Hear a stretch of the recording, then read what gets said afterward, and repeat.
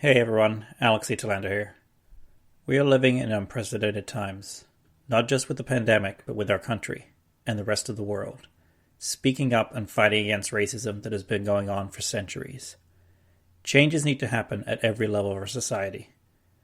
In the notes for this episode, you can find a link to where you can help support Black Lives Matter.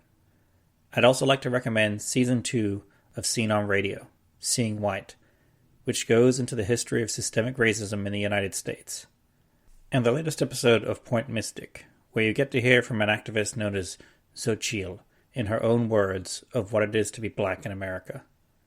Links for each of these are in the show notes.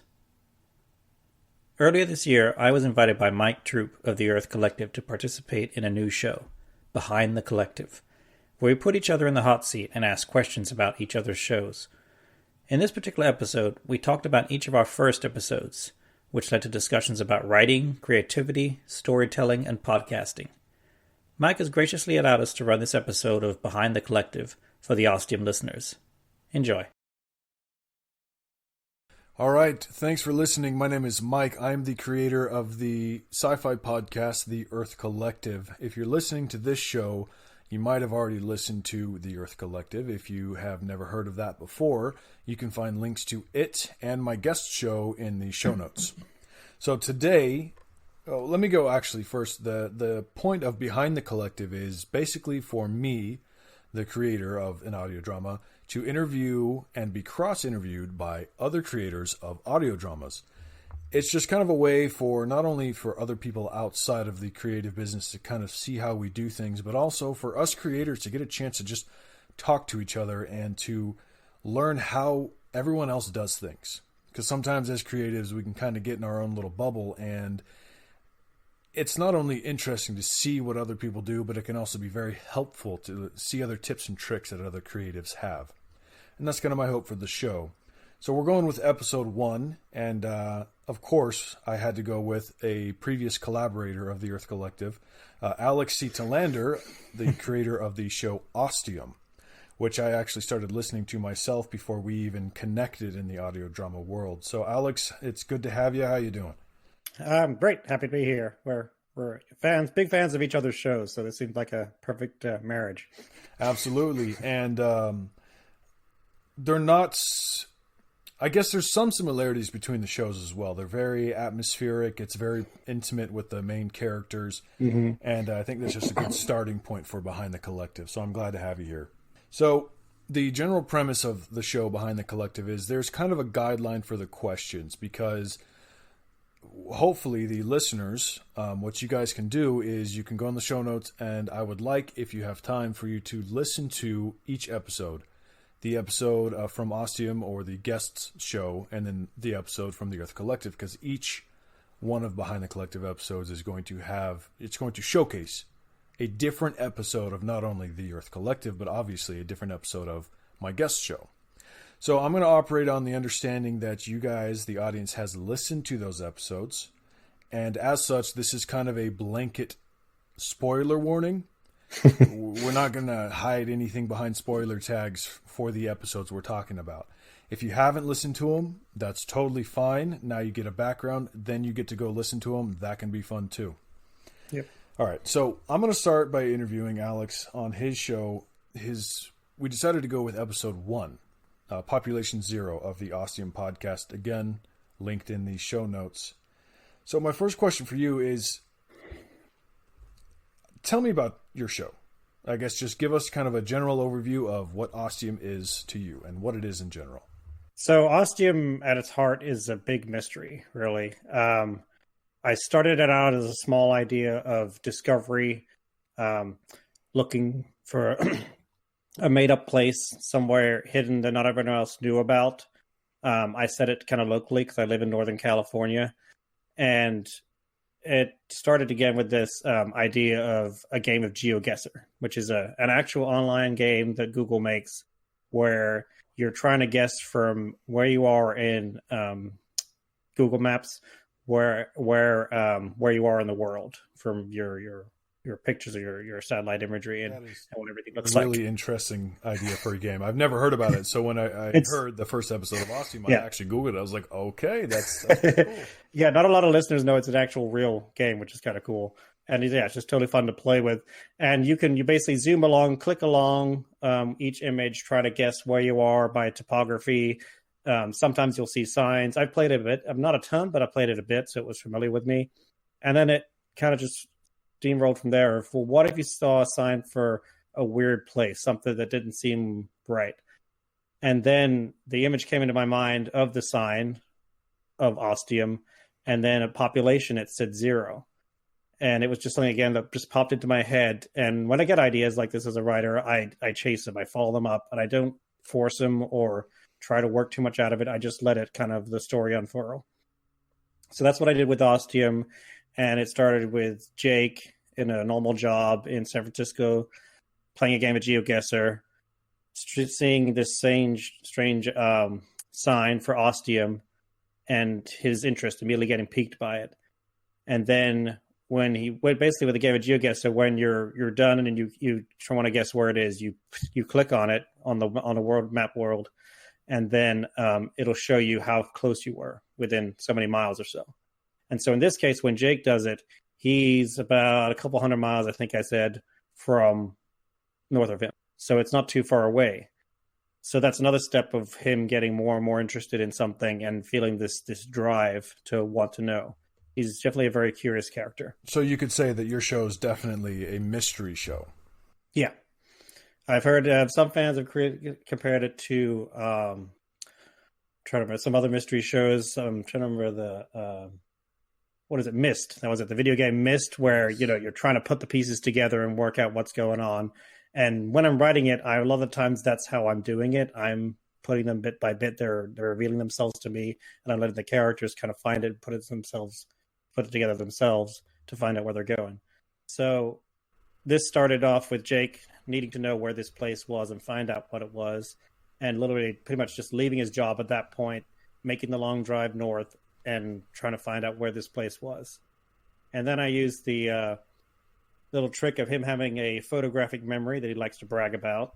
And because of that, he's able to remember exactly where it was on the map, or at least as close as possible, and then work out from there as he gets closer to where exactly Ostium is. I'm a big fan of using in-world reasons for closing production difficulties and loopholes. So I really like that you did that. And I did similar things in the TEC, but we'll talk about that when we get to my segment. But I think the photographic memory is a great way to kind of, in a situation where no, quote, normal person would remember that or have that information, you already wrote that in to episode 1, that boom, those little loopholes, they're gone. You already got ammo to kill that section. There you go. I like that. That's smart thinking. It's good to establish it early. As writers, we tend to pull stuff from our own lives, and I don't know if I would say I had fully photographic memory, but I have partial photographic memory. I'm able to remember a lot of details and things like that. I've worked at bookstores for over 10 years, and I could always remember like where a particular book was in the store on a display shelf or something like that. I'll be able to go right over to it when a customer needed it. So this is what the talent I gave to Jake and pushed it further. But then I wanted to push it even more so with him bragging about it and then making a kind of joke about it where later on characters make fun of him for it. Yeah, it's always powerful as writers to pull from our own lives. And it helps a little bit if it happens to help us close loopholes. So that's just a win-win right there. So, again, this is to the listeners. I don't want to talk about, in general, for the most part, the outline of the whole show. So what you're going to hear from us is our questions about a specific episode. Because especially about long-running series, I don't want to rehash things. So when you hear us talk and ask questions to each other, they're about that specific episode that we have listed. So I just wanted to make that clear. And so for this one, my question to you for the next one is, what are the major events that happened within episode 1 of Ostium, Population 0? So I knew, originally when I set up the idea, I wasn't thinking of a big, long, sprawling, multi-season podcast that it's turned into now. So I started out kind of small and going step by step. So I knew I wanted him to find that Ostium existed. And then the next step with that is, I wanted him to actually get there and go through different methods that seemed pretty normal and down to earth. Because I had a feeling the further I got down the road, the more sci-fi and mysterious it was going to get. So I wanted, one thing I always talk about when I talk about writing is, if I'm writing speculative fiction, I always want to ground the reader or the listener at the beginning in the familiar so they can become attached to it and empathize with it. And so that way, when I go into the fantastic, they're with me for long for the ride instead of being lost already. So I had Jake go through this regular thing of driving, visiting different places to eat, things like that. And then he's about at the point where he's running out of ideas of where this actually is. He has a rough idea, but he needs something further. And that's when I introduced a little bit of the mystical, where he kind of just focuses his mind on it and feels this like mental pull of Ostium. I want to back you up a little bit. I actually did write that down in my notes. Beatles, iPhone, Siri. You specifically name realistic things, and that's not, from my experience, that's not typical. A lot of worlds, they sometimes for legal reasons, but sometimes for creative, and sometimes they don't even realize they're doing it. But some creators will create everything unique about their own world. And sometimes that works great. You know, it's fun to hear about a different soda pop brand that only exists in one of your favorite medias. But I noticed that you were specifically naming very realistic things that most of us have experience with. And it was, I felt, because you wanted to ground the listener to say, hey, this is the real world. Hey, this guy is out on his adventure, you know, in the same world as you. It could be happening right as you listen.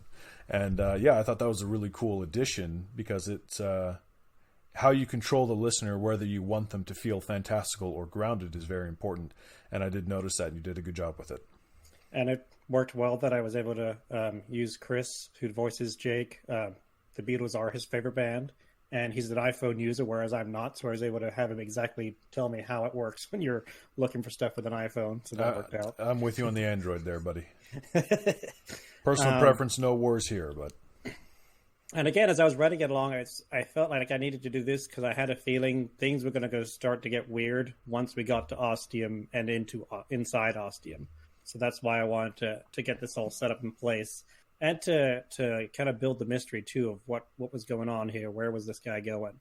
So then Jake gets to the sign, which is a big relief moment that it's like concrete proof. He can literally go out, and he does. He pulls over his car, goes out and touches the sign to make sure it's a real thing. And then I introduced the question of, well, if there's a sign, why does it say population 0? Would they even bother making a sign if it said that? And again, it's like the next step in his curiosity where, well, now I've got to find out what that is. Where is this, and why does it have that? And so then we get him driving to the town of Ostium, which is barred by a gate and a big chain and a padlock on it. And he's able to kind of peek in and see these strange buildings, distant water tower with the name on it, and make out a few little details, but it's more, again, he's just curious and he can't find out any firm details because he's barred from entering. And that felt like the good stopping point of ending the first episode, of building it all up and then having him relax and recover, and then the next day going back out and getting into the gates of Ostium. But also I think for the listeners and readers too, to be able to start to mull over in their own minds of what this Ostium place might be. I'm going to agree with you on there that was a good stopping point. When I listened to it the first time through, that I was interested but not overly fed. I wasn't full of information, but I was just hungry enough to where I did want to know more about this weird gate and its weird town behind it. So I think you accomplished that pretty well. So this is my first time doing any sort of podcasting, so it was a new thing for me from that respect. That's funny. We actually parallel a lot in our creations of our show. My next question is, what is the theme of the episode? Now, I don't want to talk about the factual events that happened, or I don't want to specifically use the word tangible because you can't touch the show, but I do want to concentrate, for this question at least, what are the intangible things of the show? What are the feelings that you got or that you gave into that episode?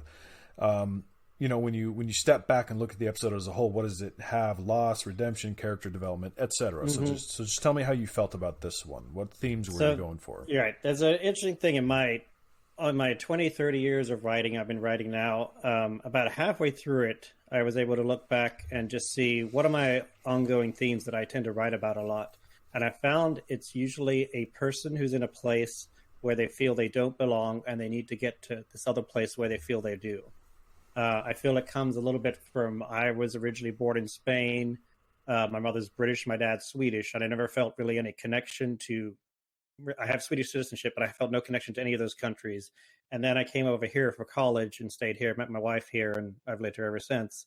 So I think I pull a little from that unintentionally in my writing, where it was really bizarre just to look back in my writing and just be like, oh, yep, there's that guy. He just wants to go somewhere else. And it's just really bizarre. So I think that, again, is a theme that I never intentionally set out to put in, but always comes through, where Jake feels he's in this setting that he's familiar with, but it doesn't feel quite right. And so when he has this curiosity grow, he knows it's something he has to follow, that he wants to chase up and find out what more there is for him, that he feels that he's not complete in where he is. I always laugh looking back at the stuff I create, to where when I'm writing it, it feels fresh and new, but then down the road, you look back and you see, oh, okay, that's an exact parallel of something I've been through. Whoops. Right. So I think as creatives, that happens a lot. It's just freaky when you're like, you never intentionally set out to do it, and you totally don't think you do it. And then when you look back, you're like, well, there it is. Yeah. There was a moment in TEC where I wrote an interaction between some characters, and my wife asked me, because the actor that was playing it, we knew each other, right? So we had some history, and my wife asked me, hey, did you write this because of this and this situation? And I was like, no. And then I look back, I'm like, apparently, yes, I did. Whoops. It turned out great for the show, but it's just an absolute, almost perfect parallel between those events in life. And you don't see it right away. But yeah, when you do look back, that makes itself pretty clear. And I think it can be definitely a good thing as a writer to kind of recognize, because then you're kind of on your own little quest then in your writing of seeing where this will then take you and what resolution it will bring to you. I agree. And I think when you're not only able to recognize it not 3 months down the road, but also while it's happening, you can also harness it. Definitely. It allows you to put yourself in your character's situation and feel what they would do. So I think it definitely can be very helpful. So tell me about your creative process. Specifically, what are the actual steps that you took to make this episode, the show in general, but also specifically this episode? So, like I said before, I started out not really thinking I was going to make it that big of a show. I'd done short stories and novels before, so doing a podcast was a new thing for me, but I wanted to try it out because it's a system where you can just make it yourself very easily, put it out there, and if it's any good, people will listen and tell you about it, as opposed to publishing where you have to go through the traditional route, and that can take a lot longer. So for this, I was just starting out a simple story. I already had in mind Chris as my main voice actor for his good voice. We've worked together on previous things, and we're good friends. So I had a little bit of that in mind. And it was just going through and starting out simple with this little mystery, this sign, this game of Geoguessr, and then building on that and kind of seeing where it took me. I think a lot of other shows go through the kind of like a TV show or play approach, where they have, they either are in a writer's room, there's multiple writers, or they storyboard stuff or things like that. Whereas with this, I use the same approach I do with my regular writing, where it's discovery writing. I'm just letting the thoughts and ideas come out on the page, and then I'm going to edit it later. With this first episode, I know I finished it up and then did at least 4 or 5 drafts before I was happy enough to send it off to Chris to make it into something. And it's pretty much been the same that way for most of the show. Once I was done with the first season, I realized I was going to have a bigger show. So that's when I started doing a little more world building and working out what the full structure of Ostium might be and where things might lead. But for the most part, each season, I just kind of sit down and write and let the characters kind of lead the way and take me on their journey. All right. It's very, very interesting, and it is, like you said, very different from other mediums. And podcasting, specifically audio dramas, have that. Well, I don't want to say it's unique to them because I'm sure creatives have performed that in other places, but it that is mirrored in my creative process as well. So it seems to be a common thing. But that's also the beauty, I think, of audio dramas is you can do any approach you want, however you want to do it, and make something new and unique that people will like. Right. I've heard of audio dramas from, large professional teams of creatives, and they have everything written from start to finish, every little minute detail, and they come out great. And then I've heard shows like yours and mine and others where they're created kind of on the fly, and people learn as they go, and they also come out great. So I think it really comes down to how much the creator is willing to learn as they go through these processes. Speaking of the process, how has yours changed, if it has? Was it much different for this episode than the later episodes? How about the one exactly, the number 2, episode 2? Next one after it? Yeah. Not really. It wasn't really till later on, I feel, that I started outlining a little more for the season, developing more stuff. And as I got to know my characters a little more and the voice actors became more attached to their characters, I let them kind of feed in more with what they could do with the character. They could call stuff on me, oh, this doesn't feel right. I wouldn't go with this thing with the character. Or they'd actually just record when they were doing their recordings. They'd say a different word or different thing like that. And I just let them go with it. So what lessons did you learn creating episode 1? I know it's not an easy question, but sometimes it could have some interesting results. I think really that I was free to do pretty much anything with the show. I wasn't being limited in specific ways. I had my character. I knew where I was going with that, and that I could tell really any story I wanted, and that once I got into Ostium, that was all going to open up. I will say I did learn, probably by the second or third episode, that it wasn't going to work with just Jake as the character, and that's all I was going to have. I needed to add more characters. And that's when I realized I needed a female character. I needed to add Monica down the road.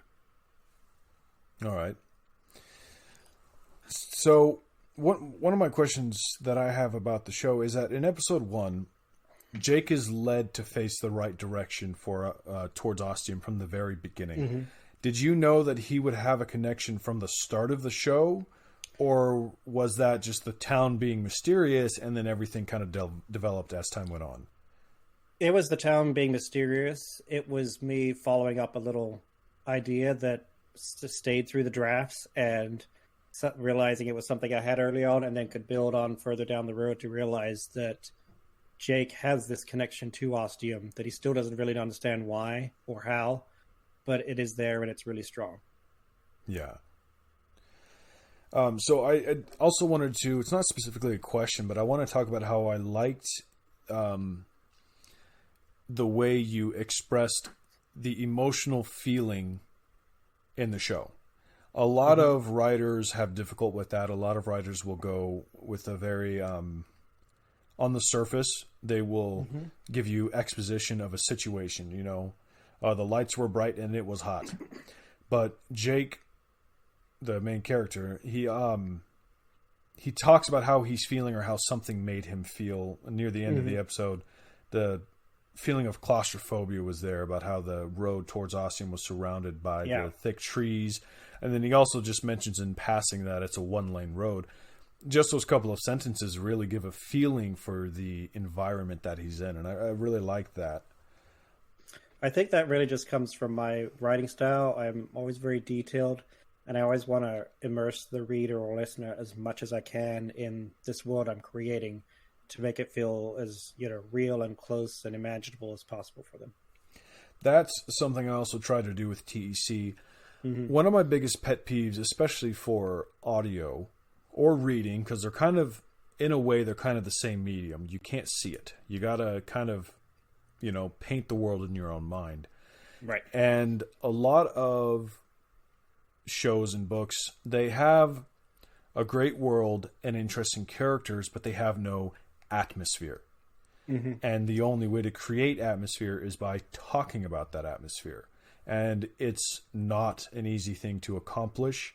And I think that a lot of writers don't realize it needs to be done, or they see it's too foreboding and they don't try it. Or maybe they do and they're not realizing, that it's not effective. And there's a lot of people out there that are quite talented in that. But I think that atmosphere is an often underrepresented aspect that a lot of writers don't utilize. But then you also have the other end of the spectrum where sometimes they dive too deep into it and they're describing the curvature of each petal on a rose. So look at you, Robert Jordan, over there. It takes some balance to get it right, and I think Ostium did pretty good on that, and that's something I definitely strive for in TEC, the Earth Collective. One thing I was thinking, I think it might apply more to us even, is that we came in as writers and not sound designers so much.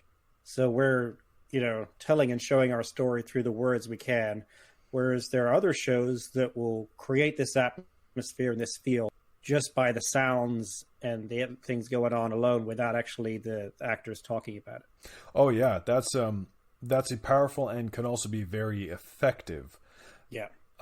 Now, when you marriage the two of them, the soundscape and the atmosphere. Well, I mean, the atmosphere is both the feelings and the soundscape combined. So when you marriage the feeling of the characters and the area they're in and the soundscapes, you can have some very immersive shows. And that's something I'm not trying to bag on other shows, but that's something that I guess breaks my heart. There was a specific show that I really loved the story, but the soundscapes were basically non-existent, or they sounded like they came out of a child's sound, book with the sound buttons.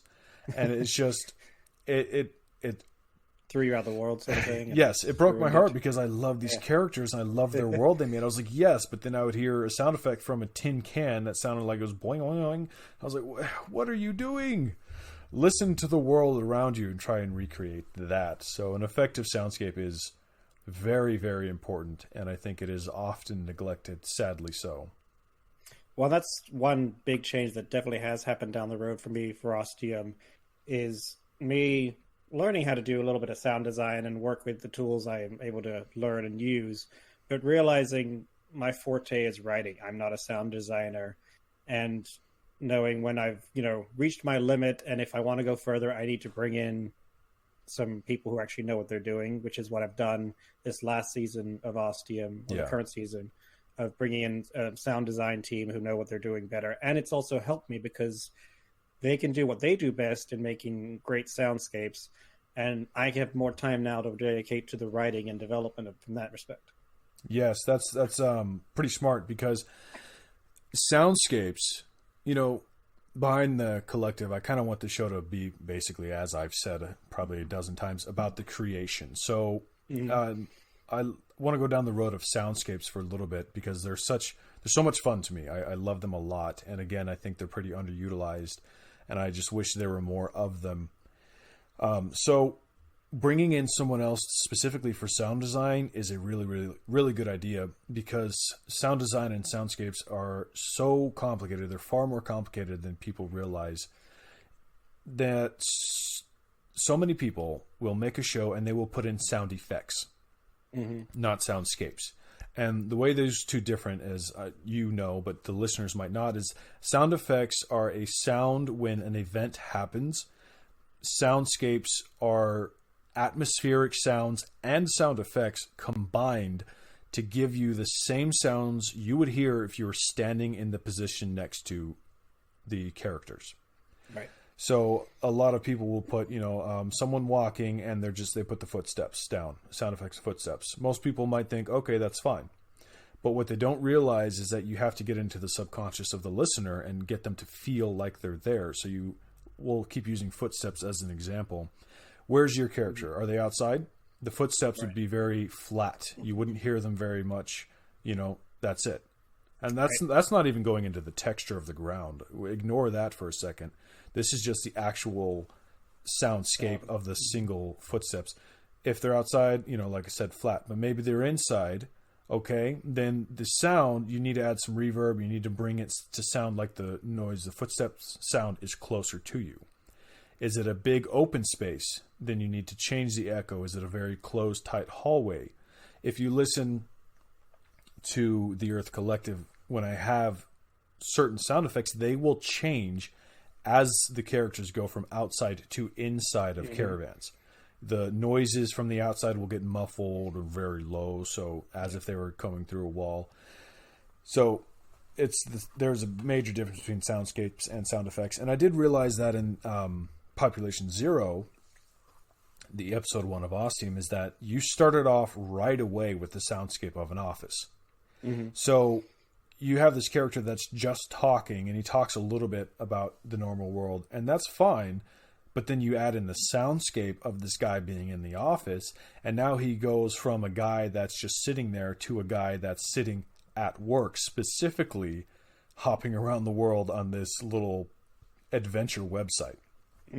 So just by the addition of the people talking and the keystrokes really changed the feel of the character, and I would go so far as to say as it changed his personality, or how we perceived his personality, because now we learned more about this person just by the soundscapes.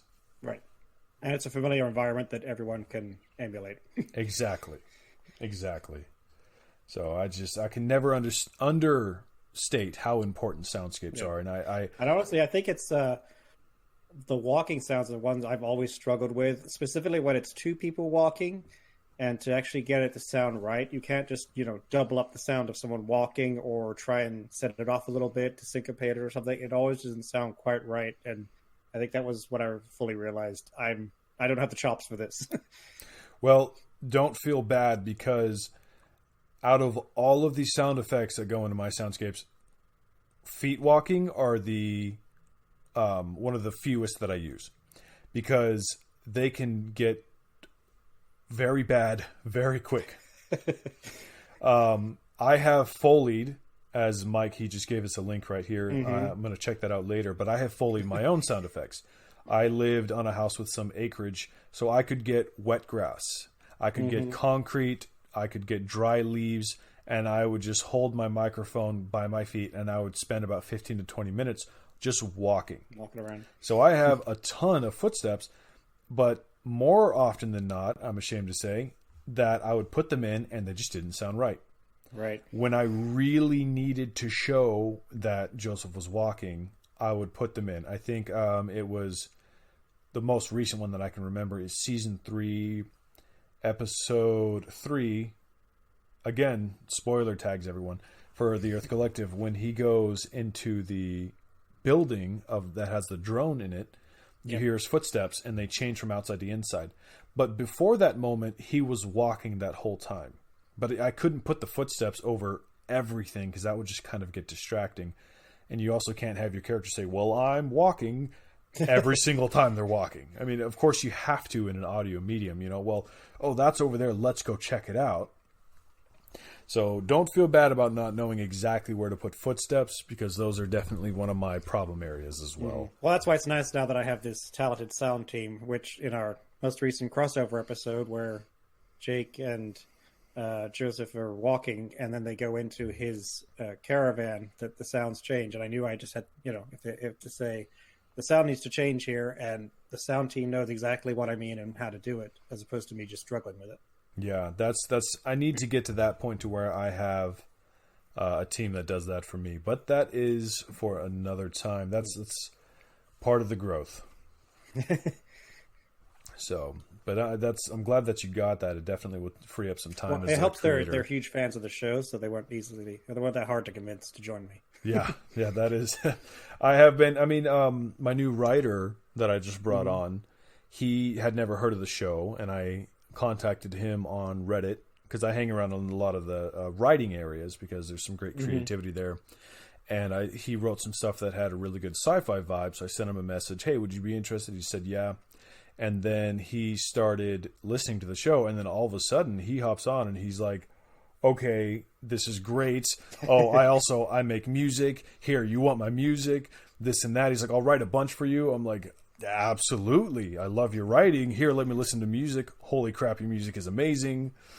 Mm-hmm. So, and he's like, yeah, I can make some music for the show, and we can talk about payments a little bit later, but let's just make some awesome stuff. And it's a labor of love. Yeah. Kate pair. That's, I mean, we're not millionaires here, with huge production teams, so we have to create with passion. And luckily, well, I will also fully admit, after listening to probably the first or couple of episodes of TEC, my immediate thought was, God, I'd love to write in this world too. That I'm flattered. I love hearing that, and I have heard that from quite a few people. I think that's one thing that's very unique about TEC. It's so recognizable because it's so human, but it's so out there and in such a strange world that people are like, well, I would do this in that situation, because everyone knows cars, they drive. Everyone basically knows what an RV is, even if they've never been in one. Yep. And then now we have this entire society built just around that. It has gotten a lot of people. But have to be constantly on the move. Yeah, it changes it exactly. That literally everything. I mean, grocery shopping is a completely different thing. Gardening, the pubs are different. Yeah. So it's Oh, Taryn just said a huge fan. Thank you. I'm not used to people saying that they love the show yet, even though it's been on for a couple of years, and I still absolutely love hearing it. I'm really happy. I discovered recently my brother's a huge fan too, because I'd always recommended your show, and then he got onto the lives in Berlin, and he got onto the show, and then when he heard the crossover episode, he was like just as excited as I was. That's awesome. I'm so glad to hear that. Yeah, so I think that's basically all the questions that I have for Ostium. But as general for this show, anything we want to talk about creative-wise for the show, let's make it happen. So I'm ready to answer any questions that you might have. All right, let me pull up my list real quick. We'll get started on the Earth Collective. Okay, the spotlight is turned the other way now. You're under the gun. Oh no, I'm sweating bullets already. All right. Can you sum up the Earth Collective in one lengthy sentence? Yes. All right. So, the Earth Collective. You receive a strange transmission meant just for you from a mechanic named Joseph Crane, who lives in a strange society made up of personal vehicles and rolling cities. I'm hooked. I'm already hooked, but still. I hope so. It does not even come close to capturing all the weirdness of the world, but it's I haven't quite figured out how to write the copy for that yet. Mm-hmm. Yeah, but if I'm reading that on the back of a book, I'm grabbing that book. Yeah, glad to hear it. In that one little sentence, I try to hit the main points of the show: the personal connection with Joseph and the rolling cities. Wait, what? Yeah, well, and there's can't remember off the top of my head. There's a young adult. Mortal Engines, I think it's called. Yes. It's also about rolling cities, I think, isn't it? Yes, it is, yeah. Okay, next one. What are the high points and big reveals of your first episode? All right. Let's see. High points and big reveals. So, the interesting thing about episode 1 is that I didn't know where I was going with it at all. So probably the highest points would be just the establishment of Joseph and the world of the Earth Collective. It's a strange world, yes, but also Joseph's personality is planted right then and there, so you kind of get a feel of who he is and how he feels. Also, one of my favorite things, and I kind of mentioned it earlier, how you said you created Jake with a photographic memory, and I mentioned how it's nice to write in things to kind of close up loopholes. In episode 1, I also established the battery mechanic of the series, where you hear that beeping and it says that Joseph's battery is dying, and that was to make up an excuse to end an episode, because I wanted it to feel very much like you were actually receiving these messages from someone, and why would they just randomly stop? Okay, maybe he got tired. That's kind of lame. So I decided to go with the machine decides when he has to stop. So that was, I'm glad I established that early on, so I didn't have to shoehorn it in later. Yeah. And it kind of pulls back a little bit to, I think, like the big earlier podcasts of like Black Tapes or Limetown, where you're going for this, the journalistic kind of immersing you in like a story that could be real, and that's what this one does too. Yeah. I love Black Tapes and Limetown. Those were a lot of fun. Mm-hmm. So I definitely worked really hard to get TEC to feel as real as possible, considering the situation. Now, if I remember correctly, you kind of improvised a lot of the episode when you did the recording. Is that correct?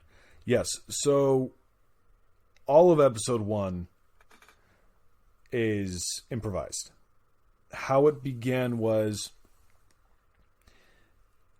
I got this idea for the show, and I sat down, I turned on a recorder, and I literally just started speaking in the role of Joseph Crane. Mm-hmm. And what you hear for the first half is verbatim of that recording. So I just hit record, I started talking, and I spitballed it, and I hit stop, and I thought, okay, this is actually kind of interesting. So I wrote everything I said down verbatim, then I started recording again, recorded that, and then continued to improv the second half of the rest of the first episode. And did you ever write it up after that? No. I actually didn't start writing episodes until I started having other actors get on there. Mm-hmm. That's all where they had more than a couple lines. Emma. There you go. That's a whole different way of making a podcast. Yes. Yeah. So the Earth Collective, the majority of season 1 was improvised, and that's because it felt better to put it in a cop-out kind of explanation. I have an ability to kind of get in the mind of a character and just be that character and act it out. What would they say? And of course, that led to me DMing a D&D crew later, which actually contains almost every single actor from TEC. But I used that ability when I created TEC because I just wanted to tell a story as Joseph. So I would sit down, I would write some bullet points, and that was it. I would say, in this episode, Joseph needs to talk about the food. He needs to talk about how, what happens if people try to mess with the food, and this and that, and just go from there. I didn't actually start writing scripts until probably partway through season 2. It's really interesting. And I think it comes through with the character, because with that, you can put a lot of things like breathing and pauses and just different voice sounds that someone doing that would naturally do, but you can't necessarily put that into a script to make it feel right either. Right. And I'm sure they hate me for it, but when I first started having my other actors join in, especially Auntie Denny, bless her heart, she is a sweet lady, not an actress. So when I first sat down, I kind of tried to impose my style of recording on my other actors and say, here's some bullet points. Good luck. Let's go. And they would go, So I said, okay, fine, I'll write it for you. But the issue with that is when you have someone that's not an actor and they read a script, they read a script. They don't act the script, they read it. And it's very obvious, and they have those weird and unnatural pauses instead of the natural ones. And I hate that. It drives me insane, the reading aspect of it. It's like, I don't know, maybe I'm too harsh because I've been able to improv from the beginning, but to me it feels like if you sound like you're reading a script, practice. It's okay to say, hey, this sucks. I'm going to read it 12 more times today till it sounds natural. So I wrote them a little bit more, but I did plead with my actors, please be okay with improv. It's okay if you go off the script. Be your character. I can edit. So if you say something off the wall, no problem. And I honestly did not end up cutting very much out at all, ever, from my characters. The crazy cast guy, the guy that screams a lot and argues with Arthur? Yeah. That's my bud Joey. He never had any scripts at all. That's just because how he is. I never gave him a single script. In fact, I let those other poor actors in the cage with him and said, here, you got to be like Arthur. You got to talk to that crazy guy, have fun, and turn on the mic. And that's what we got. And I absolutely love it because it is pure chaos and improv. He, from the beginning, he knew that his character was going to be crazy. And he's like, is that okay? And I said, sure, absolutely. I mean, of course, some people in the collective are going to be crazy, and you know, your guy's cast, and he's been cast for a long time, so he's extra nuts. Somehow he hasn't died. Have fun with it. Do what you want. There's the show, I believe, Point Mystic, I think, kind of does a similar thing where they have a rough outline for characters, what they're going to go over in the episode, but in a lot of the cases, they just let them kind of act with each other and improv and work off each other. And again, that's one of those shows that feels so genuine and visceral and real. I think that's a great method for people who aren't trained actors. You know, when you're a trained actor, you can read a script and you can act it out pretty good. Yeah. And I think it's a lot easier for people. And of course, they kind of delve into acting like themselves. But unless they're playing multiple characters, that's fine. If they just want to, usually, I mean, it's obviously up to the creator, but that's okay if it's just you being you in this world. That's still almost always, for noobs at least, and for amateurs, that's almost always going to give a better performance than reading a script. Oh, I'm scared, that kind of stuff. But then there's also another show, Voyage to the Stars, which has a number of big Hollywood people, including Felicia Day, and it's all improv. But that's interesting. But yeah, Point Mystic, kind of circle back. I have listened to it. I enjoy that show. So I didn't know it was bulletproof or bullet pointed improv. That's very interesting. I believe it's mostly that, just with how they work with each other, and again, it gives it that real feel. So we were talking a little bit about theme earlier with Ostium. So were you going for a theme with your first episode of Earth Collective? Yes, but no. As I spoke, I kind of realized that I wanted it to be very clear that this situation that these people are in is dire. It's difficult. You know, living in a house or in a shack on our current world is hard enough. Could you imagine what life is like in a rolling city or in caravans? So I wanted to establish a world of hopelessness and then show that, hey, here's Joseph. He has hope. Everyone else has kind of given up, but Joseph hasn't. He wants to keep going. He wants to record humans' history. He has a sliver of hope. So it's a nice dash and mix of hopelessness with unrelenting hope pushed inside of there as well. So we talked a little about how further down the road you started writing scripts for your other actors and writing scripts more. So how else has your show changed as you've written more and created more of it? The writing now is far more organized. I still kind of write with a flow of consciousness similar to how you do, which I said, this is why I mentioned we have a lot of parallels in our creative process. But in the beginning, I didn't really plan much of anything out, and I kind of went into it too much improv. And that led to situations to where I kind of froze up and didn't know where to go next, which sometimes you can hear that. Sometimes I'll leave it in and that's okay. Sometimes I have to cut it out. I have to stop and I have to think, oh God, well, what do I do next? And that hurt me creatively because that soaked up time that I didn't need to soak up. Nowadays, it is far more organized. I have a general plot line for the season and the episodes, and at least the next one and the next two or so kind of outlined. I have an idea of where I want them to go. That way, as a character, I improv, but as a show, I know where it's going.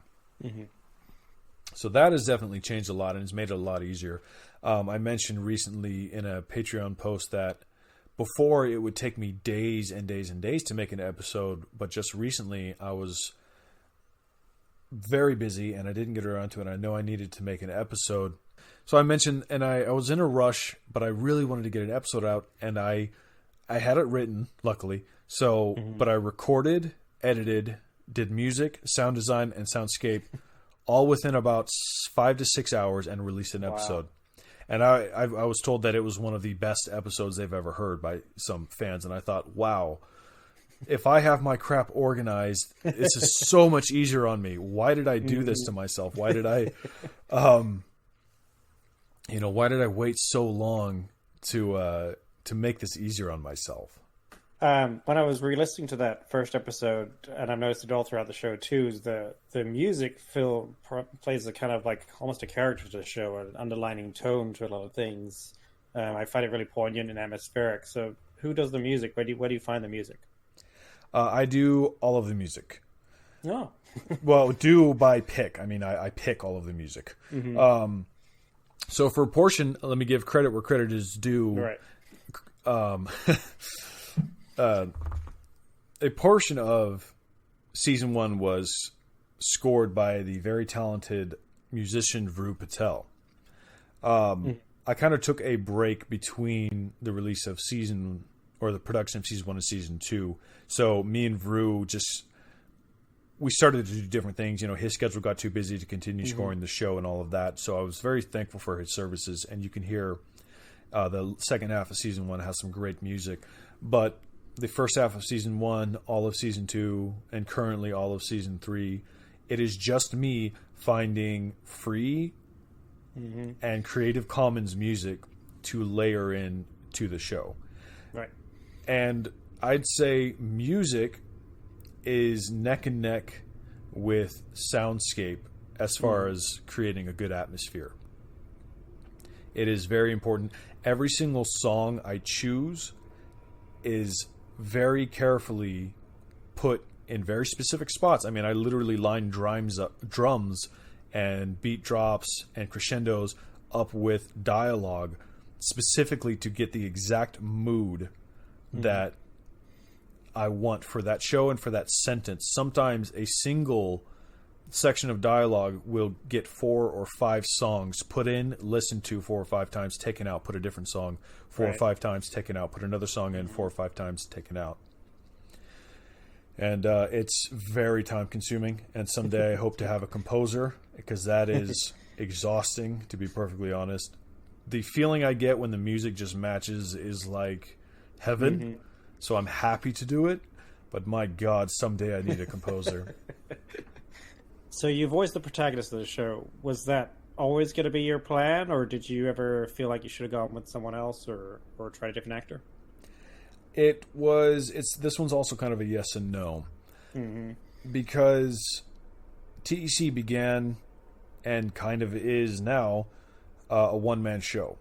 So when it started out, I had no one to do anything else for the show. I had to do everything, and I figured I could find an actor that has the free time, that's willing to commit, that is a good enough actor, and do all of this, or I can just say, screw it, hit record, and start talking. I've been a creator for a long time. I've made short films. I've written a lot, but I've never been on the other side of the camera or microphone until now. But I didn't want to waste time. I just wanted to make the show. Yeah. So I just hit record and said, boom, my name is Joseph Crane. I live blah, blah, blah. I live blah, blah, blah. Oh, hey, also we live in rolling cities. And it just went from there. And as the show progressed, I kind of fell into and created this character. And pretty quickly, I understood who he was. So it wasn't really planned out to be me. It was just best for it to be me.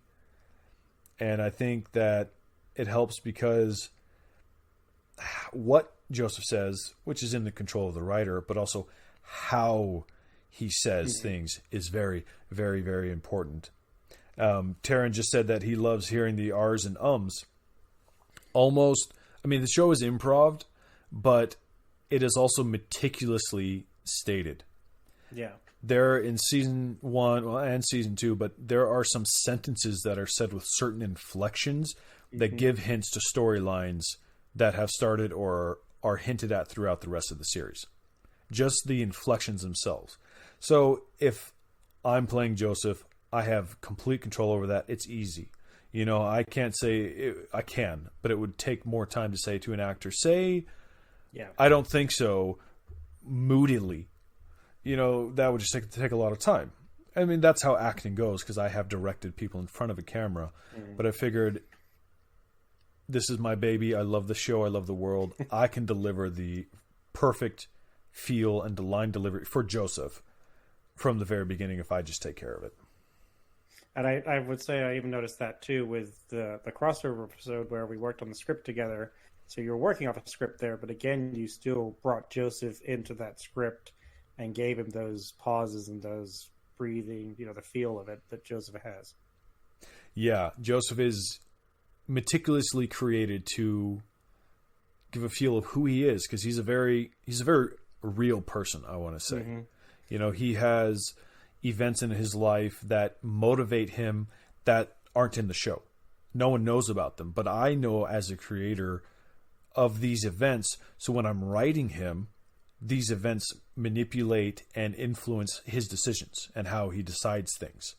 And they're not quite clear from the outside, but they help to make him a very real character.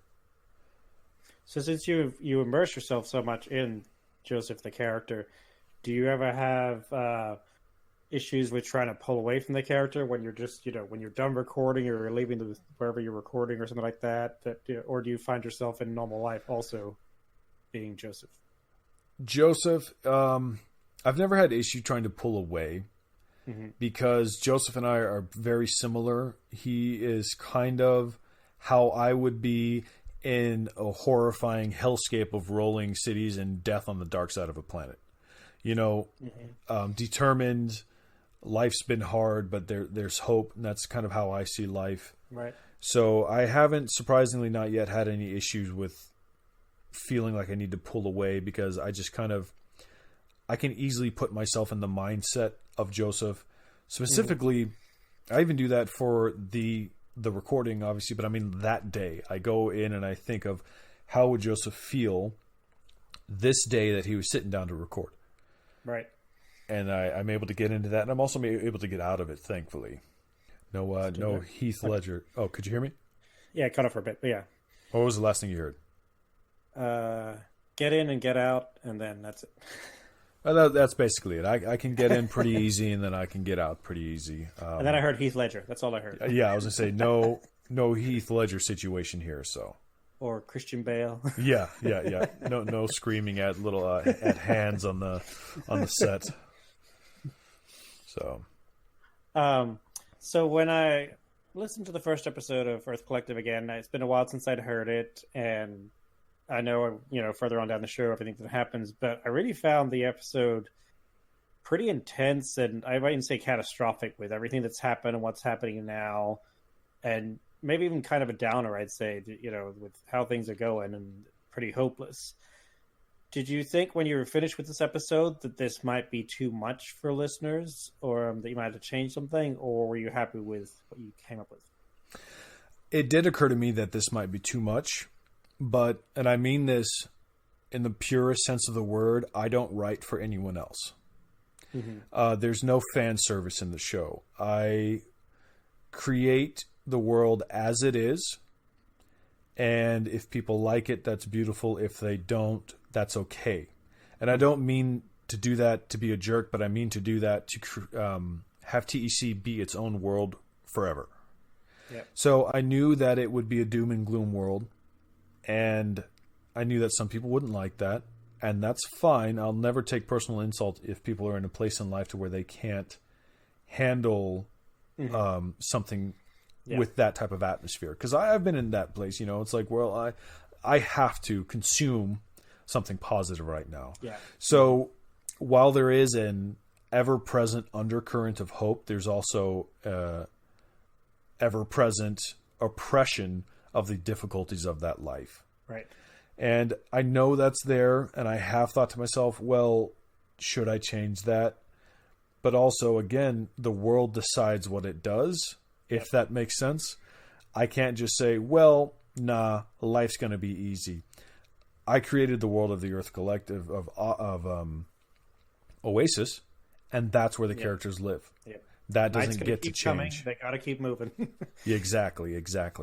And things will get better over time. I know it's taken 2 to 3 years because the show is still going.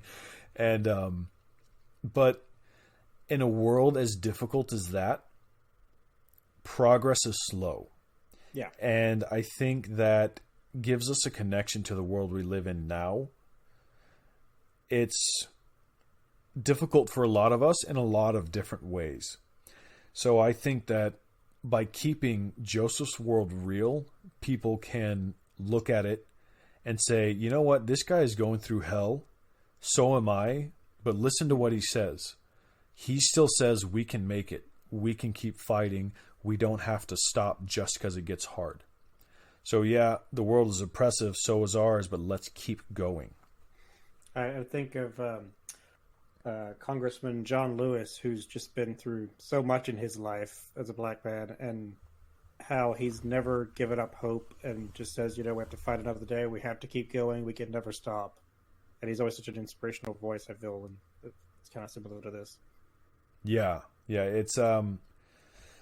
It's important to keep fighting no matter what. And that's definitely something I try to keep inside of the Earth Collective, despite the doom and gloom of the atmosphere. The people are always fighting. And things will improve, but also get worse, and improve and get worse. You know how real life does. Yeah. And also, all these people have managed to stay alive for this long and keep going for this long. So, there's so much more potential. Absolutely. And I don't want to give too much away for the future, but if you listen carefully to season 3, there are talks about maybe some organizing happening that's probably going to make life for a lot of the citizens of the collective better than it is currently.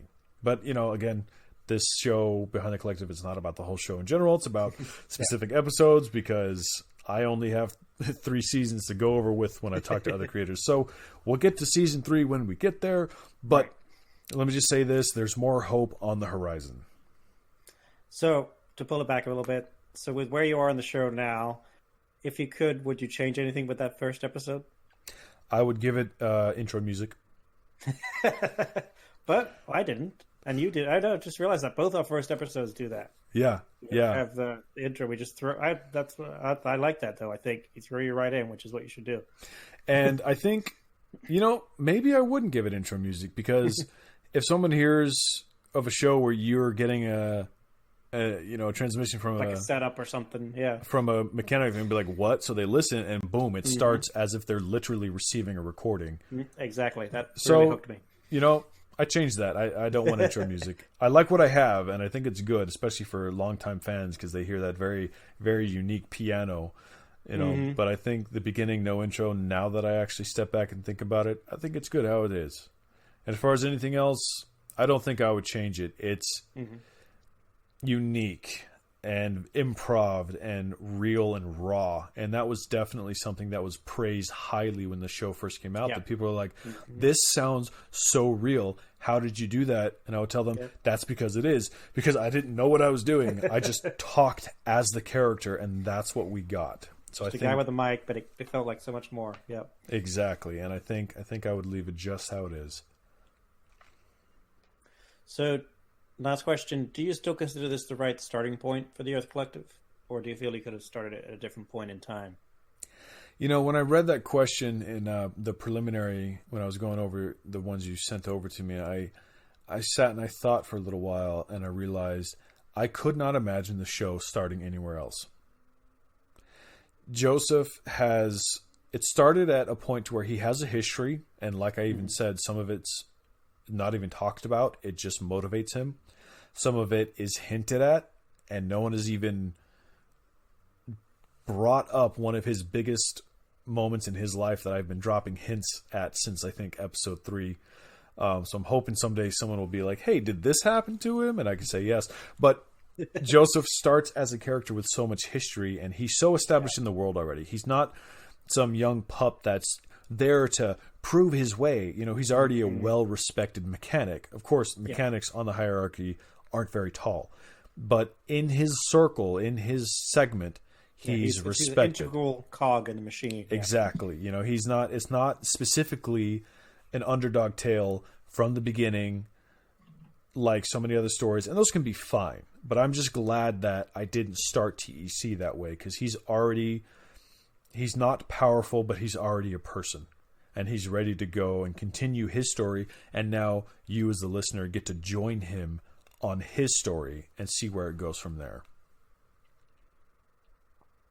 And it also gives you the chance you can still go back, but you're still in the present and moving forward. Exactly. So I'm going to ask the listeners that are listening in right now on the chat, and you specifically, how do you feel as the starting point? I should have asked that first back before I gave my answer.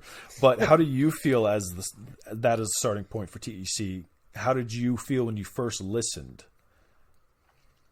I think it was a good spot because you had a lot in place already that is what got me hooked in when you started giving more details about the world and what was going on, instead of not from an explaining part of, setting it up sort of thing, but because it was already in that setting of where he was and how he was dealing with it.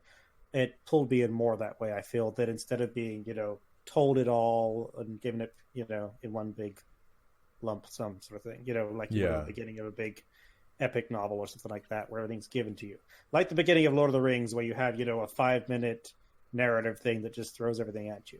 Here you got little bits here and there, and you put the pieces together, and we're able to see the complexity of the world, and that you as the creator had thought all this stuff out, and that we as the listeners were putting it together bit by bit. Okay, I'm glad to hear that you like that. Yes, sorry, Mike and Taryn, the question was, how did you feel when you first listened to TEC? Do you feel like that was a good starting point? Or do you feel... That's basically it. Do you feel like it was a good starting point? So while they're typing that out, I want to mention that you said the little pieces of information are dropped. TEC is very drip feed with its information. And sometimes I think I've irritated some people, but it's also very, very, very intentional. Right. Because Joseph isn't there to give you the answers to the mysteries of the universe. Mm-hmm. He's there to tell you about his day. And then, all of a sudden you hear some static come in that maybe there was a word there. Oh, that's weird. Now he's still telling you about his day. Or maybe he's literally just a guy here trying this recording thing that he thinks might be going to a satellite and might be eventually heard by someone, or might be just disappearing into the ether and no one's getting anything out of it. Exactly. There are storylines that are still being drip fed into the series that are going to pay off 1 to 2 seasons later. And I think that I really enjoy that because someone can listen to the show, they'll see the reveal, they'll be like, oh, that's cool. Then they'll listen to the show again some years down the road and they're like, oh my God, that was mentioned back in season 1. Holy crap. Mm-hmm. And I just really like giving those mind-blowing experiences to the listeners. So yeah, TEC is very drip feed, for better or worse. I like to think for better. I guess that's up to the listener to really decide. But as a writing style, I really enjoy it. You're aware you're doing it. You know how, and it's not just like Lost, where it's like lots of cool little things that might pay off and just end up going nowhere. Yeah. Oh God, Lost. That's a heartbreaking story right there, bud. That was one of my goals with Ostium, to be like not like Lost. That's my one goal. Making me sad. Terrence says his first thoughts were feels very genuine, and they want to know how they got there. Do you feel like you have gotten the answers how they got there? Are you satisfied with how the story has gone so far? And be honest. Trust me, I can take it. Oh no, Mike, why are you here if there's... Okay, Mike says he hasn't caught up. Spoilers! Oh, the spoilers have already been said, bud. But that's okay. Yeah, I feel like we've gotten enough answers to put the picture together. Yeah. But I also feel like it gives you the potential, because you're specifically saying you're telling Joseph's storyline, which then begs the question, are there other stories to be told? And they could be, 100 years before this and 200 years in the future. There's lots of potential here of what else you can tell. Oh, boy, yeah. In a way, and this might be, a little sadistic, and I'm not going to say sorry, but in a way, I kind of hope that you guys don't get all of the answers. Because, and I'm not talking about major plot points. I'm not one of those writers that enjoys making people feel disconnected. But I want the world to feel so real that you have questions about the world that, just like real life, you're never going to get the answer for. Mm-hmm. Yeah. I want to close out plot points, but not every single question. I hope that whenever TEC ends years down the road, I hope that it's still going to feel like a real world in your mind. Because some of my favorite medias in the world, their own worlds, I will occasionally think of, man, I wonder what would have happened in this world if this and this happened. Mm-hmm. And I want the TEC bug to be in people's brains a decade from now. So you said I'm telling just Joseph's story, but there's other stories that need to be told in this world. And on the Patreon, I did give a list of things that I wish I had time to make. That awesome list, yeah. I am going to read that off real quick just to kind of give an example. And Taryn also said that this world feels very filled out. Oh, man, you don't have any idea just how much this world is filled out that I, as a one-man production team, have not had time to bring to you guys yet. So these I remember are... you did a question request on Patreon where we all came up with questions about the world or what we wanted to know, and then answered all these bizarre details like the weather, and I think I asked about what the trees were like and stuff like that, and you had all the answers ready to go. Yeah, it's very filled out world because I like world building. I always have ever since a child. I liked world building. So TEC kind of was mostly a world building thing for me until I decided to turn it into a podcast. So the list that I want to tell the stories for, and this is not finished by any means, but this is just a couple of bullet points. The fall of Earth, the ancestors' flight in space, the great divergence, the arrival of the ancestors, the pioneers, the sky forks, Gaslight Junction, the silent forest, the ancestor life on Oasis, the islanders of Oasis, the beginning of the caravans, the diner people that you hear in season 3, the perfect bunker / as above so below. That's kind of a secret story that no one else knows anything about. Childhood life on Oasis, guard stories. I want to go more with Guard Michael. I want to dive into Auntie Denny's background. I want to talk about the Fletcher Kings. My God, they have so much history. They're so weird. And they're not talked about because Joseph hasn't gotten that far up yet because they're farther forward in the collective. Right. But they are very different from everybody else in the collective. And lastly, the Iron Riders, which we've had a small encounter with. So when you say that I'm telling Joseph's story and there's more to be told, yes, there is more to be told. And my plan for the Earth Collective is to get it to a point financially to where I can pay for the production to take other creative and amazing people and pay them to produce the stories that deserve to be told inside of the Earth Collective series. So that's what I'm working towards right now. Taryn has asked if I can just flesh all those out real quick and just send him a PM with the details. Probably not tonight. I need rest in the next couple of years. But, to be perfectly honest and to be brash about it, if you want those to happen, then check out the Patreon, support the Patreon, and spread word for the Patreon. And I don't want Behind the Collective to be a commercial. It's about the creativity.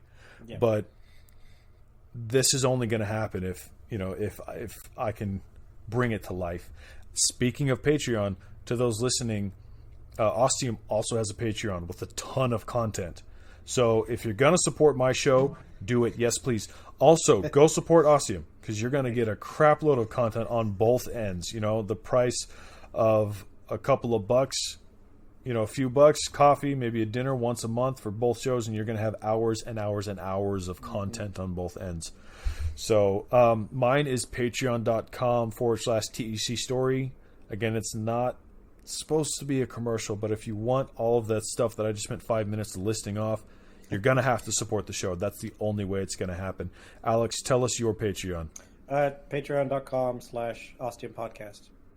Yep. And that's I kind of have one thing for all the spin-off shows too. So it's Ostium, the Cersei podcast, and Manifestations all into one umbrella. There you go. I mean, it's like a 3-for-1 deal right there. And as the TEC expands and gets its own shows, all of that's going to be under the TEC umbrella as well, because the TEC world is huge. So just support the Earth Collective, and you're going to get all of that. So support the Ostium Network. You're going to get all of that as well. So, all right. Well, do the listeners in the chat have any other questions? Or Alex, do you have any other questions for me? I don't think so. I like how it's been fun doing this just to see how we had, really unique and interesting shows that we created that were both into each other's shows a lot. And it turns out it's because we're similar in a lot of ways with our creativity and how Very we much create. So Yeah. it makes sense. It's pretty hilarious. That I think you're a great choice for the first one, and it just happened that we create almost identically. So that's awesome. And I just want to say, And we're in the same time zone, so that makes it easy for chatting. yes. I gonna have to, when I get some creators from across the world, I'm gonna have to carve out some time there. Be like, all right, sorry, babe, I'm talking across the house in the microphone at 3 a.m. But hey, so Alex, I just want to for Mike and Taryn, you just have to add 15 hours. Okay, got it.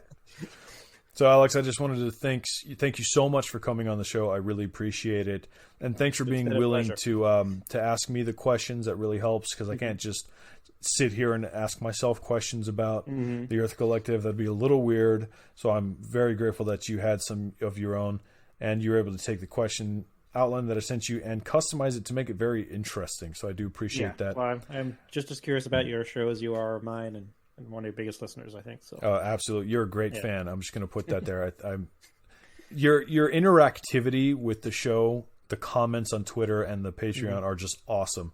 I light up every single time I hear from a fan, and I just want to thank you here for that.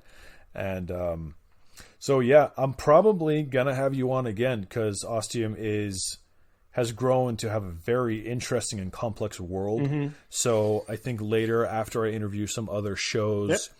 I want to pick one of your craziest episodes, bring that on here, and let's pick it apart and talk about it. That'd be gross. I'd love to do that. And if I haven't gone over that one of the episodes yet, if you want to pick at that point, if you want to pick one of the TEC episodes and say, hey, let's talk about that one. I want to point out how you said too much. Then we can do that too. So let's go ahead and do that down the road. It'd be fun too to come, because we've done this first one now, to come with a whole new kind of list of questions that we haven't covered yet. Right. And I think this base is good. And as we do it more, we're going to be able to expand on it and, learn better and have better questions. But I really like how we went off the rails here. And I am looking forward to doing that again on the next time.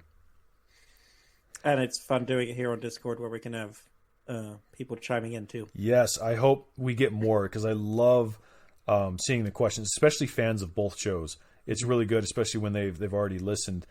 And they're like, oh, I know this, and then they can have a question. It's great. So next time, I'm going to advertise it. Next time we have we collaborate again, let's advertise it and get it out here. Because I didn't know if the live chat was going to work. It did. I loved it. It was great. Yeah. All right. Well, thanks again for listening, Mike and Taryn that chimed in. Thanks for not only listening, but also for actually asking questions and participating. Yeah. It was fun. If you are a listener that's picking up Behind the Collective, whether you listen to TEC or Ostium, or you just found this on your podcatcher feed, in the show notes, you're going to get a list, or you're going to get a link for probably this channel. If not this channel, at least links for the TEC Twitter. Follow that Twitter, and you're going to get a notification for the next time I do an interview, which will also have an open chat. Please come on in, listen to the stuff we blab about, ask us questions, and, of course, listen to the episodes ahead of time if you got it, so you can be informed or ask uninformed questions. We might not answer, but hey, that's fine too. Thanks for listening, everyone. I hope you enjoyed this cross-interview series and are excited for the next one. I haven't nailed down my second guest. I'm in talks with 3 different creators. We just got to put our dates down. But don't worry, the next episode of Behind the Collective is going to come out in about 2 weeks. That way I have time to work on the actual Earth Collective. And again, thanks, Alex. Thanks to the chat listeners. I'll be there, that's for sure. You guys are awesome. It was great to have you. And thanks for listening in, everyone. Have a good one.